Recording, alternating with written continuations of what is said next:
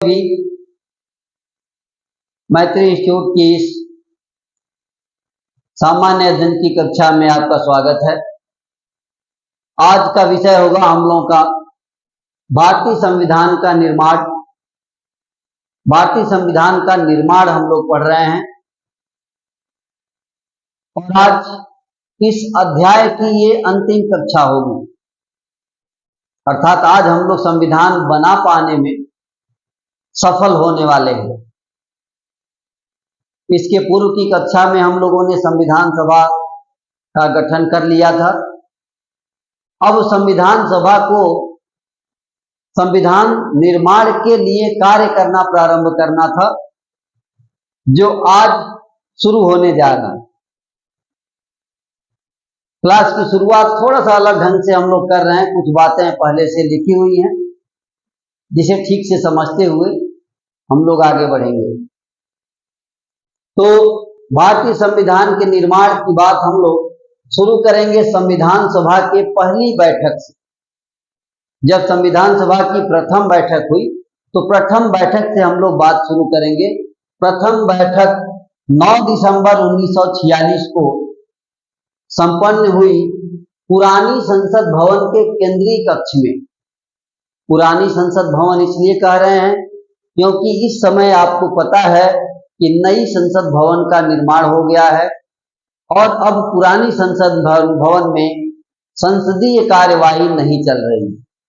भारत को अब एक नया संसद भवन प्राप्त हो चुका है, इसलिए पुरानी संसद भवन के केंद्रीय कक्ष में संविधान सभा की पहली बैठक संपन्न हुई। उस बैठक में सभा के वरिष्ठतम सदस्य सच्चिदानंद सिन्हा साहब को अध्यक्ष चुना गया। वो वरिष्ठतम सदस्य थे और उन्हें अस्थायी अध्यक्ष चुना गया। अस्थायी अध्यक्षता करते हुए उन्होंने एच.सी. मुखर्जी को उपाध्यक्ष और उपसभापति के रूप में फ्रैंक एंथोनी को उन्होंने उपसभापति मनोनीत किया। तो आप देख सकते हैं कि प्रथम मनोनीत उपसभापति फ्रैंक एंथोनी और एच.सी. मुखर्जी जो है ये उपाध्यक्ष के रूप में चुने गए। संविधान की पहली बैठक में इतनी कार्य संपन्न किए गए और दूसरी बैठक संविधान सभा की द्वितीय बैठक 2 दिन बाद 11 दिसंबर 1946 को हुई और 11 दिसंबर 1946 को संविधान सभा ने अपना स्थायी अध्यक्ष चुन लिया। स्थायी अध्यक्ष डॉक्टर राजेंद्र प्रसाद संविधान सभा के स्थायी अध्यक्ष चुने गए। अब स्थायी अध्यक्ष का चुनाव हो गया। साथ ही संविधान सभा ने एक और कार्य किया कि अपने संवैधानिक सलाहकार की नियुक्ति की। संवैधानिक सलाहकार बने वेनेगल नरसिंह राव, जिन्हें वी.एन. राव के नाम से हम लोग जानते हैं। ध्यान रहे, ये वी.एन. राव साहब आगे चल करके अंतर्राष्ट्रीय न्यायालय में भारत के प्रथम न्यायाधीश भी बने थे। तो इन बातों को हम लोगों ने थोड़ा नोट करने का प्रयास किया था और यहाँ तक आते आते हम लोगों ने 2 बैठकें पूरी की। प्रथम बैठक 9 दिसंबर 1946, दूसरी बैठक 11 दिसंबर 1946। अब तीसरी बैठक की बात हम लोग करेंगे और तीसरी बैठक में उद्देश्य प्रस्ताव आएगा। तो संविधान सभा की तीसरी बैठक, संविधान सभा की तृतीय बैठक, ये बैठक होगी दिसंबर 13, 1946 को उसी स्थान पर। अध्यक्षता स्पष्ट हो चुकी है डॉक्टर राजेंद्र प्रसाद, संवैधानिक सलाहकार भी क्लियर हो चुके हैं वी.एन. राव। इस तरह से संविधान सभा को संविधान निर्माण की तरफ कार्य करना है और इसमें उद्देश्य प्रस्ताव प्रस्तुत हुआ। उद्देश्य प्रस्ताव प्रस्तुत किया गया उद्देश्य प्रस्ताव को प्रस्तुत किया जवाहरलाल नेहरू ने। जवाहरलाल नेहरू।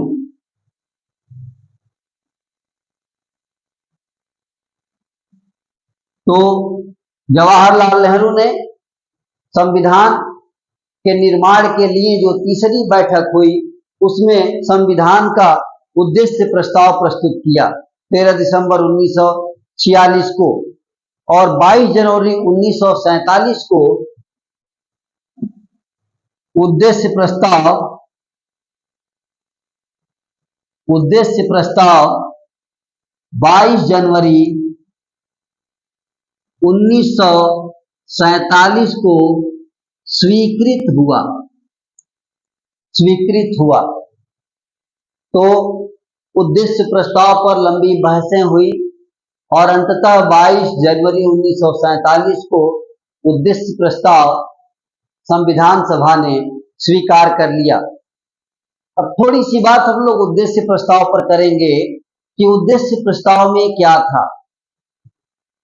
तो उद्देश्य प्रस्ताव में सबसे पहली बात ये कि भारत एक पूर्णतया स्वतंत्र और प्रभुत्व संपन्न राज्य होगा। उद्देश्य प्रस्ताव में क्या है? तो उद्देश्य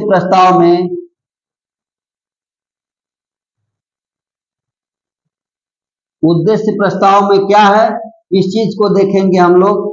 तो थोड़ी बातें कर लें कि भारत क्या होगा, पूर्णतया स्वतंत्र। भारत पूर्णतया स्वतंत्र, भारत पूर्णतया स्वतंत्र होगा, पूर्णतया स्वतंत्र गणराज्य होगा और साथ में संपूर्ण प्रभुता संपन्न होगा, संपूर्ण प्रभुता संपन्न गणराज्य होगा। तो ये बात उद्देश्य प्रस्ताव की पहली बात है कि भारत पूर्णतया स्वतंत्र देश होगा और संपूर्ण प्रभुता संपन्न होगा, यानी प्रभुता भारत में संपन्न होगी। भारत का कोई दूसरा प्रभुत्व यानी दूसरा कोई मालिक नहीं होगा। भारत अपने फैसले स्वयं लेगा। अगले पृष्ठ में हम लोग उद्देश्य प्रस्ताव की और बातें देखेंगे। भारतीय स्वयं संविधान का निर्माण करेंगे। भारतीय स्वयं संविधान का निर्माण करेंगे, ये उद्देश्य प्रस्ताव में अगली बात है। तो संविधान का निर्माण कौन करेगा? भारतीय स्वयं संविधान का निर्माण करेंगे। ये बात उद्देश्य प्रस्ताव में रखी गई थी। इसके अलावा भारत एक संघ होगा, भारत एक संघ होगा और इसमें प्रांत और देशी रियासतें सभी उसमें सम्मिलित होंगी। यानी भारतीय गणराज्य में प्रांतों और देशी राज्यों, भारत एक संघ होगा, प्रांतों व देशी राज्यों से बनेगा। यानी कि अब देशी राज्य अलग नहीं रहेंगे, वो भारत गणराज्य में ही होंगे। ये उसके अलावा समस्त शक्तियों का मूल, समस्त शक्तियों का स्रोत भारत की जनता होगी। भारत की जनता होगी, यानी संपूर्ण शक्तियां किसमें निहित होंगी? संपूर्ण शक्तियां भारत की जनता में निहित होगी। संविधान के निर्माण का भी स्रोत भारत की जनता होगी। इस तरह से कई प्रकार की समानता, अन्य सब चीजों की गारंटी इसमें प्रस्तुत की गई। संविधान सभा के द्वारा उद्देश्य प्रस्ताव को जब स्वीकार कर लिया गया 22 जनवरी 1947 को, उसके बाद संविधान सभा ने कई समितियों का निर्माण किया। कई समितियां, तो संविधान सभा द्वारा समितियों का गठन किया गया। तो अगली बार संविधान सभा ने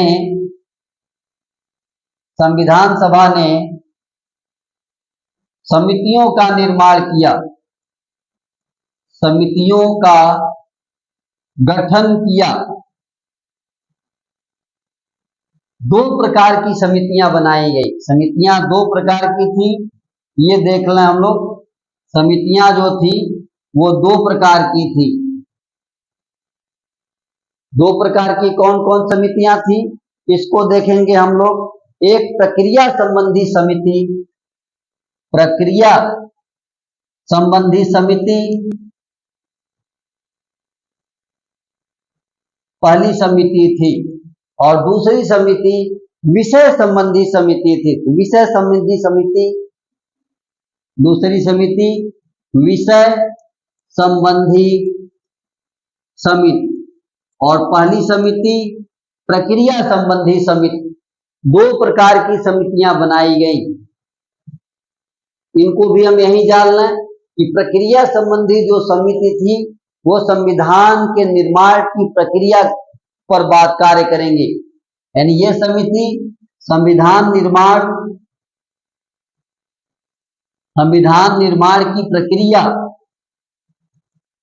की प्रक्रिया पर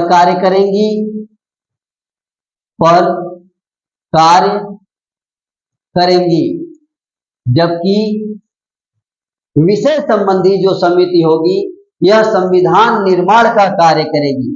यह संविधान निर्माण का कार्य करेगी।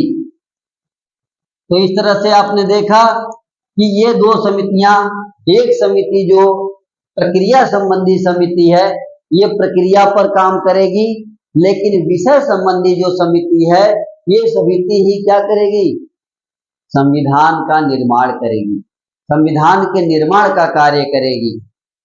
दोनों समितियों में जो समितियां थी उन पर थोड़ा बात कर लें।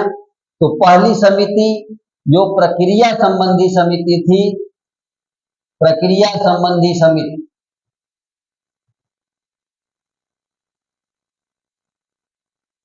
इसके अंदर कई समितियां थी।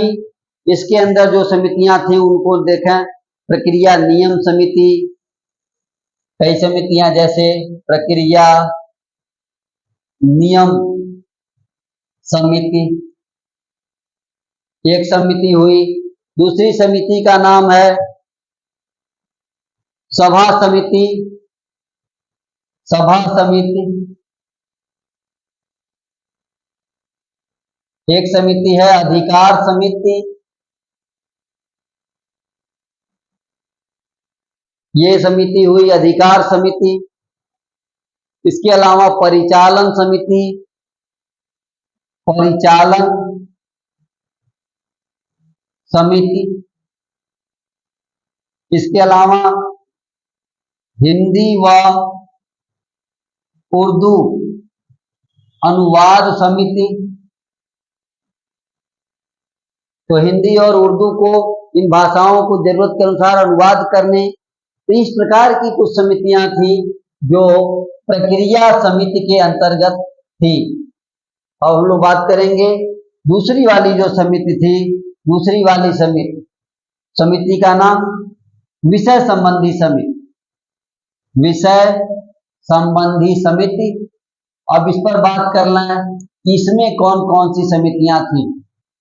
तो विषय संबंधी समिति में सबसे पहली जो समिति थी उसकी बात करें प्रारूप समिति। प्रारूप समिति। इसमें एक और संघ शक्ति समिति।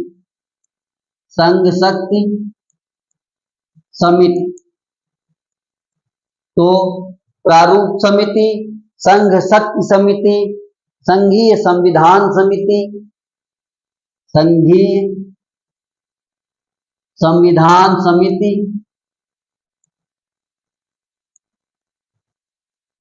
इसमें तीसरी समिति हुई।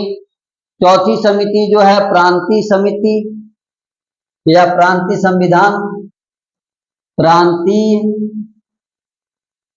संविधान संबंधी समिति, ये एक समिति रही प्रांतीय संविधान संबंधी समिति। मूल अधिकार समिति भी इसी में थी। मूल अधिकार समिति,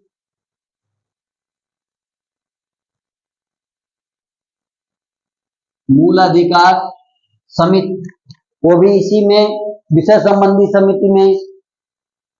रियासत समझौता समिति, रियासत समझौता समिति, रियासत समझौता समिति, ये इससे अगली समिति थी अल्पसंख्यक समिति, इसी में थी अल्पसंख्यक समिति।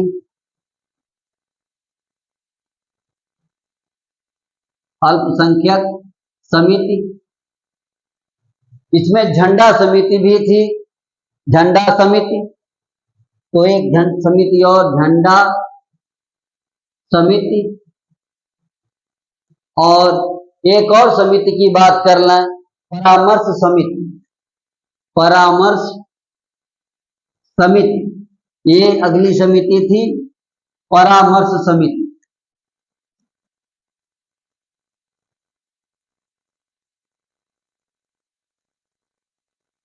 तो इस प्रकार आप देखेंगे कि इसमें कितनी समितियां रही।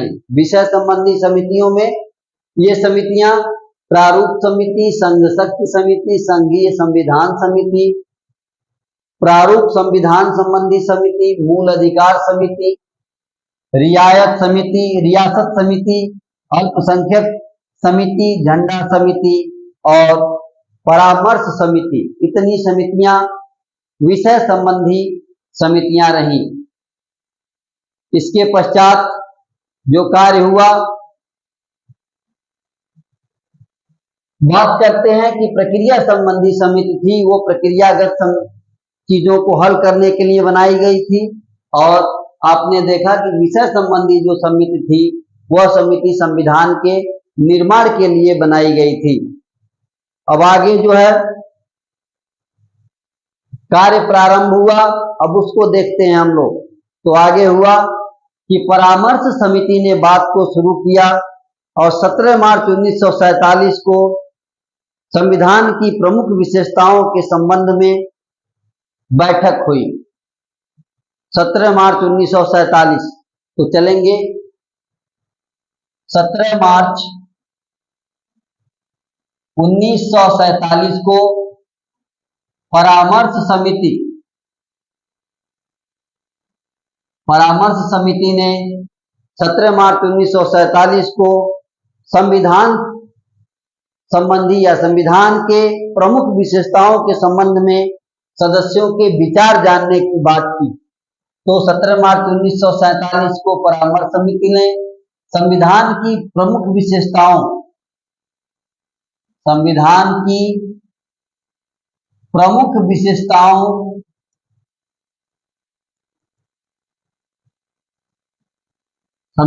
विशेषताओं पर संविधान सभा के सदस्यों को अवगत कराया और अवगत कराने के साथ साथ संविधान उसकी पूरी एक सूची भेजी गई। यानी सदस्यों, संविधान की प्रमुख विशेषताओं पर सदस्यों को सूची भेजी गई। अब इस प्रकार सदस्य गणों के पास सूची थी, उसमें संवैधानिक पूर्व दृष्टांत, इसमें एक टॉपिक था संवैधानिक पूर्व दृष्टांत, नाम से एक पाठ था, संवैधानिक पूर्व दृष्टांत नाम से एक टॉपिक था। और उस टॉपिक में देश विदेश के तमाम संविधानों के बारे में ये दृष्टांत तीन प्रतियों में सदस्यों को दिए गए।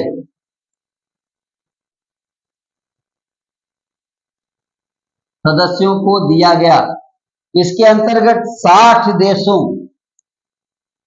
के संविधान की बातें, संविधान के प्रमुख अंश उद्धृत थे। तो इतनी बातें हमें ध्यान रखना है कि संविधान की प्रमुख विशेषताओं की एक सूची बना के भेजी गई। पूर्व दृष्टांत की सूची थी, उस सूची की 3 प्रतियां सदस्यों को दे दी गई। उस 3 प्रतियों में 60 देशों के संविधान के प्रमुख अंश उसमें उद्धृत थे, लिखे हुए थे, जिसको देखा गया। और इन चीजों के आधार पर, यानी उपर्युक्त के आधार पर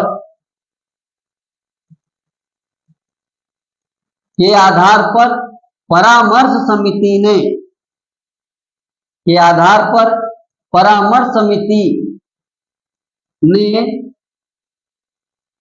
परामर्श के पश्चात एक प्रारूप तैयार किया। वो कार्य वी.एन. राव ने किया। वी.एन. राव ने अक्टूबर 1947 में प्रथम प्रारूप तैयार किया। तो उपर्युक्त के आधार पर परामर्श समिति ने या परामर्श समिति के वी.एन. राव ने अक्टूबर 1947 में प्रथम प्रारूप तैयार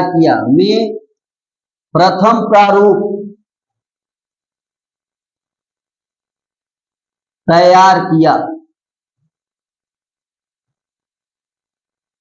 तो इस प्रकार प्रथम प्रारूप संविधान का बनकर के तैयार हुआ और अक्टूबर 1947 में वो प्रस्तुत किया गया। इस प्रथम प्रारूप में 243 अनुच्छेद और 13 अनुसूचियां थी। 243 अनुच्छेद और 13 अनुसूचियां।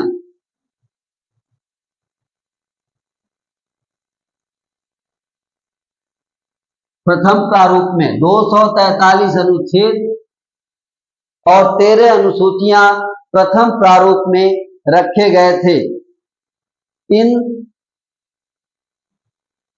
इसका अध्ययन करने के लिए एक और समिति का निर्माण किया गया था, प्रारूप समिति। प्रथम प्रस्ताव का अध्ययन करने के लिए, प्रथम प्रस्ताव का अध्ययन करने के लिए प्रारूप समिति का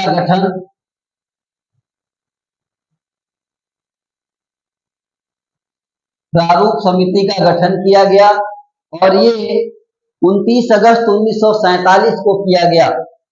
29 अगस्त 1947 को प्रारूप समिति का गठन किया गया। प्रारूप समिति में 7 सदस्य थे। प्रारूप समिति 7 सदस्य, अध्यक्ष, इसी के अध्यक्ष डॉक्टर भीमराव अंबेडकर थे। तो इस प्रकार प्रारूप समिति जो थी उसे प्रथम प्रारूप का अध्ययन करना था और अध्ययन करके जो संतुष्ट सुधारों के बाद, संशोधनों के बाद जो प्रारूप आता उसे प्रस्तुत करना था। इस तरह से प्रारूप समिति ने मूल पाठ पर विचार करके 31 फरवरी 1948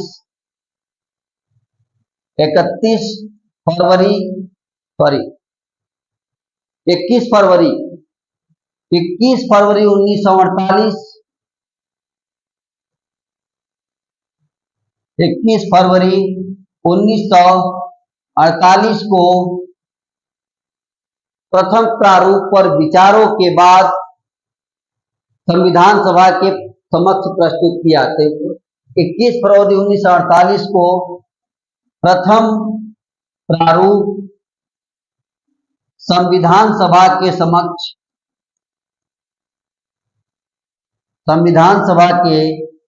समक्ष प्रस्तुत किया गया। इस प्रकार संविधान सभा के समक्ष पहला जो प्रारूप था उसे प्रस्तुत कर दिया गया।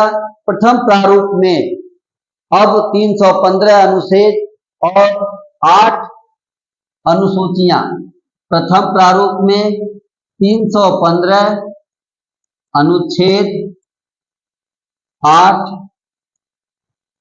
अनुसूचियां रखी गई।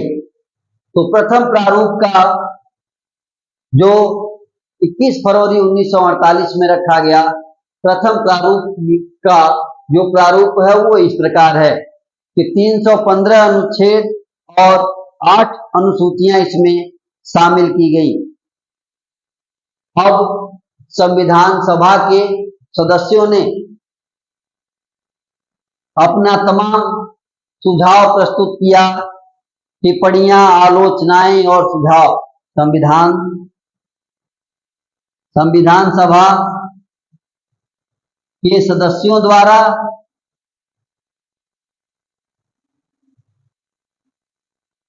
टिप्पणियां,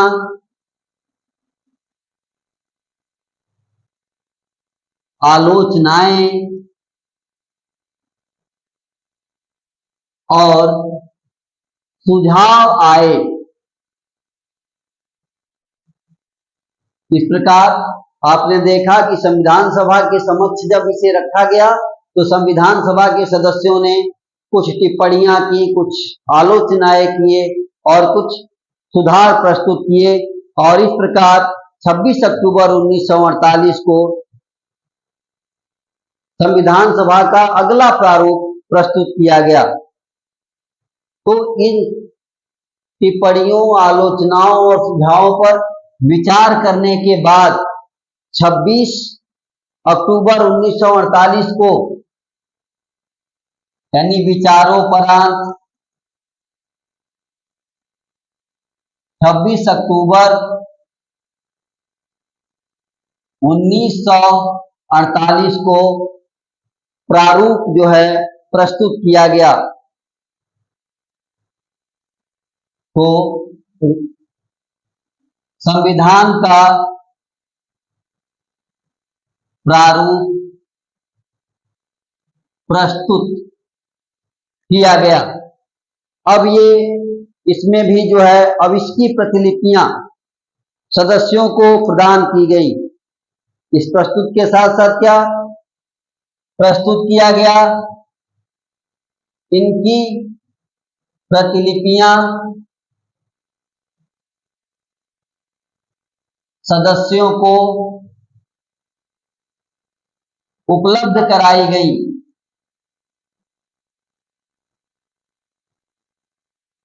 ताकि सदस्यगण इसको विचार कर लें। और जब प्रतिलिपियां उपलब्ध हो गई, सबको प्रति दे दी गई, तो उसके बाद संविधान के 3 वाचन संपन्न हुए। तत्पश्चात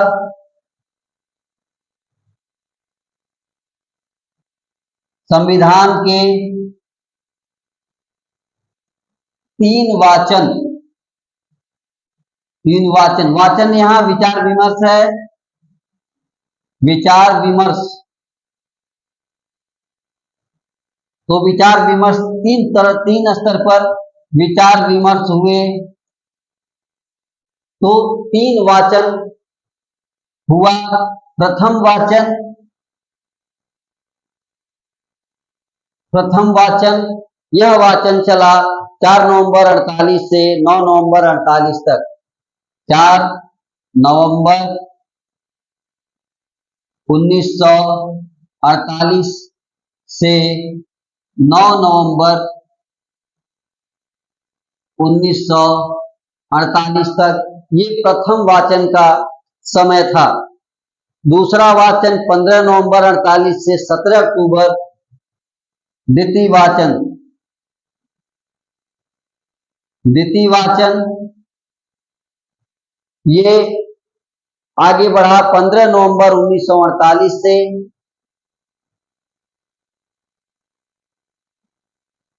15 नवंबर 1948 से 17 अक्टूबर 1949 तक। इस तरह से दूसरा वाचन बहुत लंबे समय तक चला।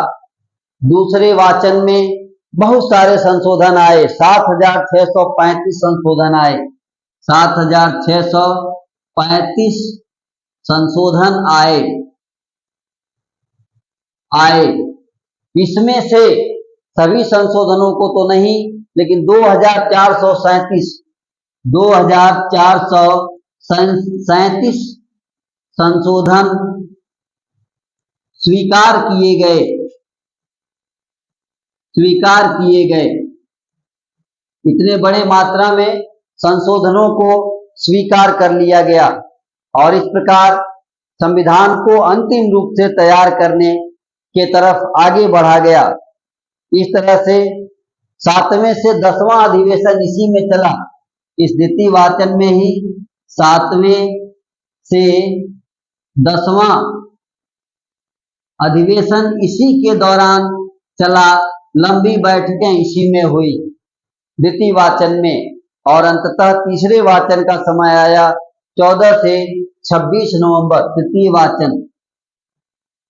तृतीय वाचन ये 14 नवंबर से 26 नवंबर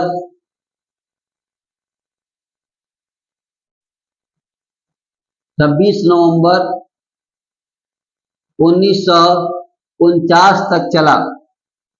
तो तृतीय वाचन में संविधान के निर्माण की प्रक्रिया करीब करीब पूरी की गई। इसके बाद तृतीय वाचन 3 वाचन हुए।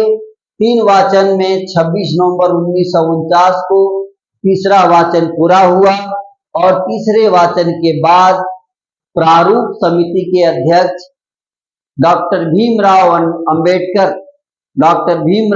अंबेडकर ने संविधान को पारित करने का प्रस्ताव रखा। तत्पश्चात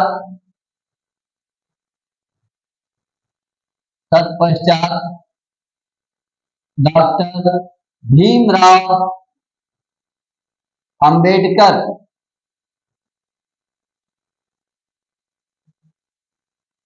ने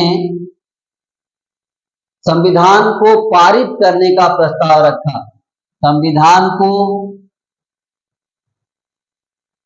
पारित करने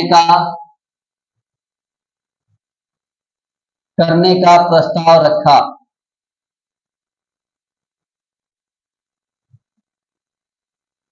और इस प्रकार 26 नवंबर 1949 के दिन संविधान को पारित कर दिया गया। 26 नवंबर 1949 को इस प्रकार 26 नवंबर 1949 को संविधान सभा ने संविधान सभा द्वारा संविधान पारित हो गया, पारित हुआ, अर्थात स्वीकार, एडॉप्टेड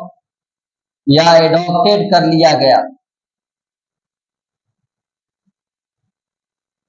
26 नवंबर का दिन, जिस दिन संविधान को पारित किया गया और संविधान सभा के सदस्यों ने उसी दिन संविधान को अंगीकृत कर दिया, एडॉप्ट कर लिया, ले लिया। इस प्रकार उपस्थित 284 सदस्य तत्काल उपस्थित 284 सदस्य, इन लोगों ने हस्ताक्षर किया, इनके हस्ताक्षर हुए। इसमें 8 महिलाएं थी, 8 महिला सदस्य में महिला सदस्य। कई बार प्रश्न पूछा गया है कि महिला सदस्यों की संख्या 8, तो 8 महिला सदस्य थी, जिसमें सरोजिनी नायडू, हंसा मेहता, दुर्गाबाई देशमुख, उसके नाम ले लें, सरोजिनी नायडू,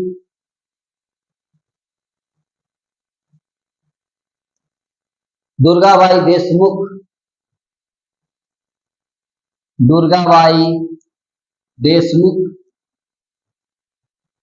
हंसा मेहता, ये प्रमुख नाम जो है संविधान सभा में पारित होते समय उपस्थित और हस्ताक्षर करने वाली महिला सदस्यों के हैं। इस तरह 11 अधिवेशन, कुल 11 अधिवेशन हुए, कुल 11 अधिवेशन, समय 2 वर्ष 11 माह 18 दिन। तो 2 वर्ष 11 माह 18 दिन का समय 11 अधिवेशनों में पूरा हुआ, जिसमें प्रारूप पर 114 दिन बहस, प्रारूप पर 114 दिन बहस हुआ, और इन सब प्रक्रिया के बाद अंततः संविधान अंगीकृत कर लिया गया, स्वीकार कर लिया गया, संविधान को पारित कर दिया गया 26 नवंबर 1949 को, जैसा कि आपने देखा। और 26 नवंबर 1949 के संविधान में 26 नवंबर 1949 को अंगीकृत संविधान कैसा था? तो 395 अनुच्छेद 12, 395 अनुच्छेद, 8 अनुसूचियां,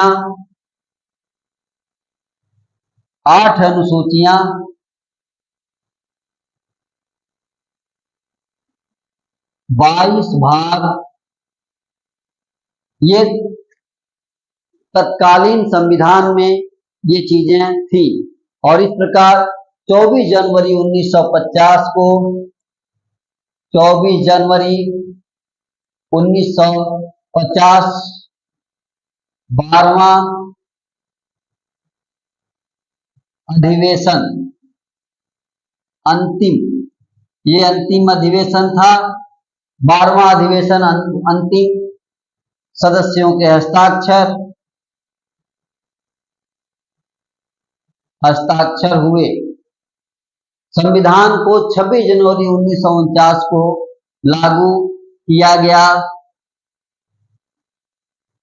26 जनवरी 1950 का दिन आया, 26 जनवरी 1950 को लागू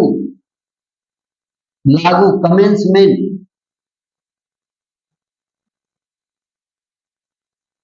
किया गया। इस प्रकार संविधान के निर्माण की संपूर्ण प्रक्रिया पूर्ण होती है। उसी दिन 24 नवंबर को ही 24 जनवरी, जिस दिन संविधान का 12वां अधिवेशन, अंतिम अधिवेशन हुआ, 24 जनवरी के दिन 1950 संविधान सभा के अध्यक्ष डॉक्टर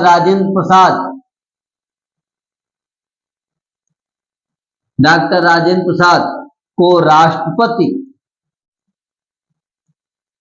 निर्वाचित किया गया। यानी आप एक राष्ट्रपति हो गए और संविधान सभा को समाप्त कर अंतरिम संसद के रूप में स्वीकार कर लिया गया और संविधान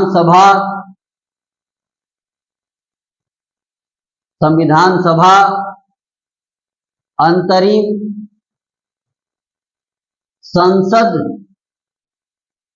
में परिवर्तित हो गई।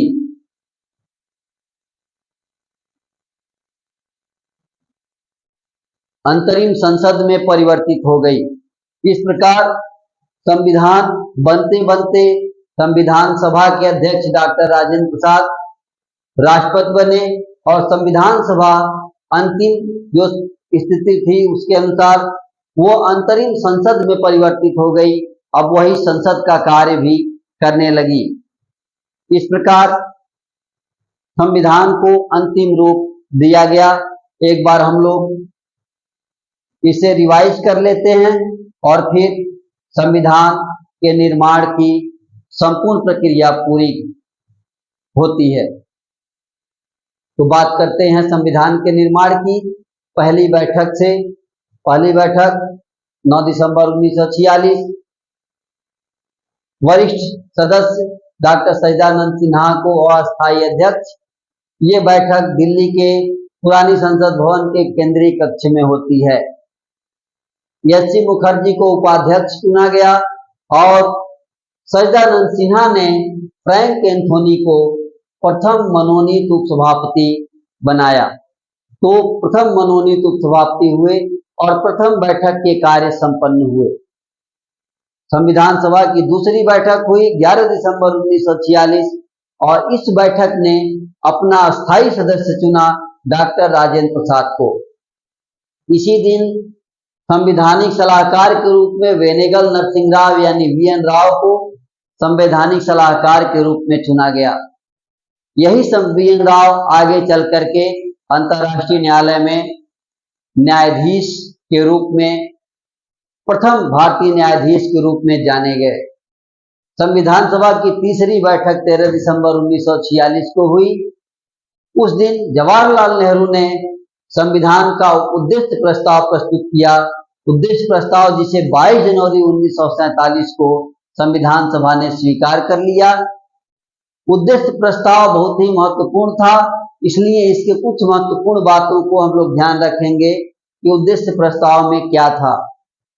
उद्देश्य प्रस्ताव में कहा गया कि भारत पूर्णतया स्वतंत्र देश होगा, राज्य होगा और संपूर्ण प्रभुता संपन्न गणराज्य होगा, यानी पूरी प्रभुता भारत की उसमें निहित होगी। भारतीय स्वयं संविधान बनाएंगे, ये बात भी उद्देश्य प्रस्ताव में रखा गया था।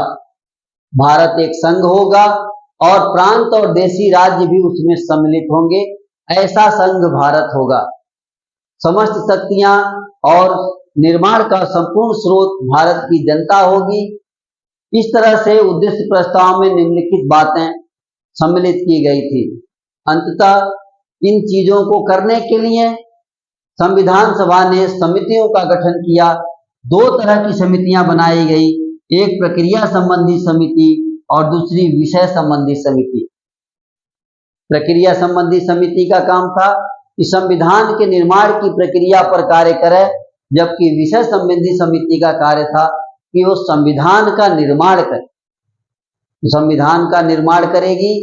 विषय संबंधी समिति, समितियों में कुछ और समितियां थी, जैसे प्रक्रिया समिति में क्या क्या समितियां थी, तो एक प्रक्रिया नियम समिति, एक सभा समिति, एक अधिकार समिति, एक का नाम परिचालन समिति और एक हिंदी व उर्दू अनुवाद समिति। ये समितियां प्रक्रिया समिति के अंतर्गत थी। जबकि विषय संबंधी समिति में प्रारूप समिति, संघ शक्ति समिति, संघीय संविधान समिति, प्रांतीय संविधान संबंधी समिति, मूल अधिकार समिति, रियासत समझौता समिति, अल्पसंख्यक समिति, झंडा समिति और परामर्श समिति, ये विषय संबंधी समितियों में निम्नलिखित समितियां आपने देखा। इसके बाद अब संविधान के निर्माण का कार्य आगे बढ़ रहा है और 17 मार्च 1947 को परामर्श समिति ने संविधान की प्रमुख विशेषताओं को संकलित करते हुए एक सूची सभी सदस्यों को भेजी। उस सूची में क्या था ये जान लें। तो उस सूची का जो पाठ था, चैप्टर था, टॉपिक था, वह संवैधानिक पूर्व दृष्टांत के नाम से था। मतलब दुनिया के देशों में किस प्रकार के दृष्टांत, किस प्रकार के उदाहरण संविधान से संबंधित उपलब्ध हैं, उनको देखने के लिए 3 प्रतियों में यह दृष्टांत सदस्यों को दिया गया। इसके अंदर 60 देशों के संविधानों के प्रमुख अंश उसमें सम्मिलित किए गए, ताकि संविधान सभा के सदस्य ये जान सकें कि दुनिया के 60 महत्वपूर्ण देशों में किस प्रकार से संविधान का संचालन हो रहा है और भारत के परिप्रेक्ष्य में उन विषयों को कैसे देखा जा सकता है। इसके आधार पर परामर्श समिति के जो मुख्य बीएन राव थे, वो अक्टूबर 1947 में उन्होंने प्रथम प्रारूप तैयार किया और प्रथम प्रारूप को लेके आए, जिसमें 243 अनुच्छेद और 13 अनुसूचियां सम्मिलित थी। इसके पश्चात प्रथम प्रस्ताव का अध्ययन करने के लिए प्रथम प्रारूप समिति का गठन भी किया गया। जो प्रारूप बीएन राव साहब ने प्रस्तुत किया, इसके लिए ये हुआ कि एक प्रारूप समिति बनेगी जो प्रारूप का अध्ययन करेगी। इसी प्रारूप समिति का गठन 29 अगस्त 1947 को किया गया। इस समिति में 7 सदस्य थे, जिसकी अध्यक्षता डॉक्टर भीमराव अंबेडकर ने किया।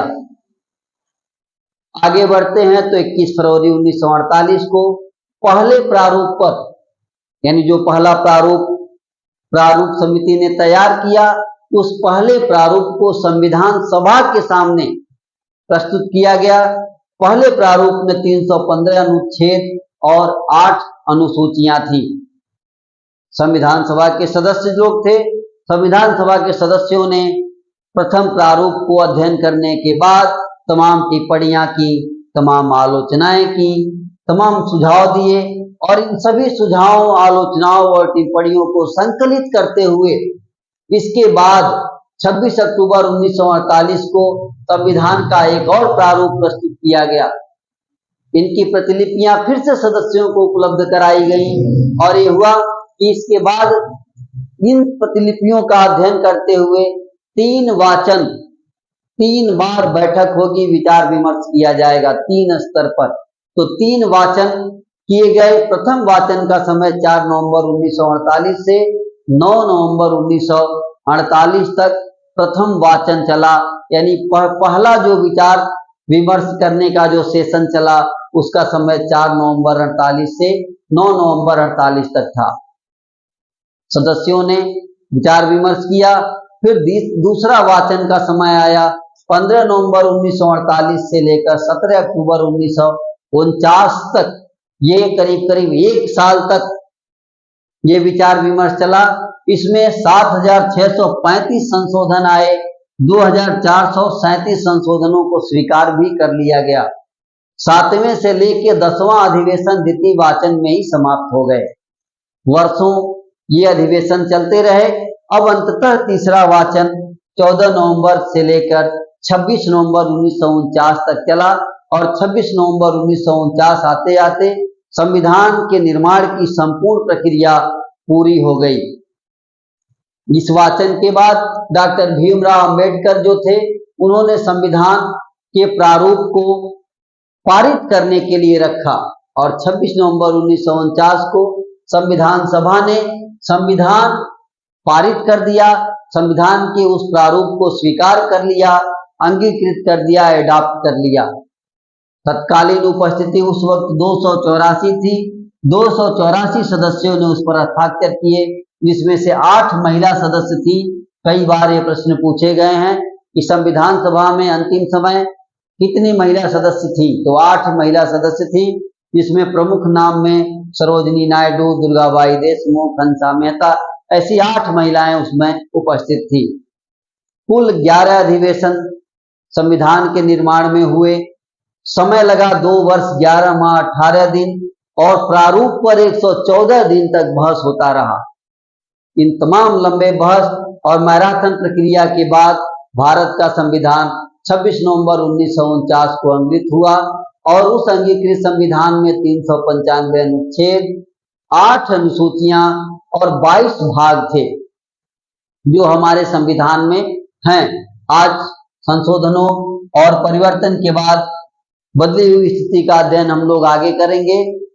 24 जनवरी 1950 को 12वां अंतिम अधिवेशन हुआ और उस अधिवेशन में पुनः सदस्यों ने हस्ताक्षर किए और 26 जनवरी 1950 को संविधान को अंतिम रूप में लागू किया गया, कमेंसमेंट किया गया, एग्जीक्यूट किया गया। 24 जनवरी 1950 को ही संविधान सभा के सदस्यों द्वारा डॉक्टर राजेंद्र प्रसाद जो अध्यक्ष थे संविधान सभा के, उन्हें राष्ट्रपति निर्वाचित कर दिया गया और संविधान सभा जो थी उसे परिवर्तित कर अंतरिम संसद का दर्जा दे दिया गया और इस प्रकार संविधान निर्माण की संपूर्ण प्रक्रिया पूरी हुई और भारत एक गणराज्य घोषित हुआ, गणतंत्र घोषित हुआ। अब इन बातों के आगे अगली कक्षा में हम लोग अगला अध्याय शुरू करेंगे। तब तक धन्यवाद।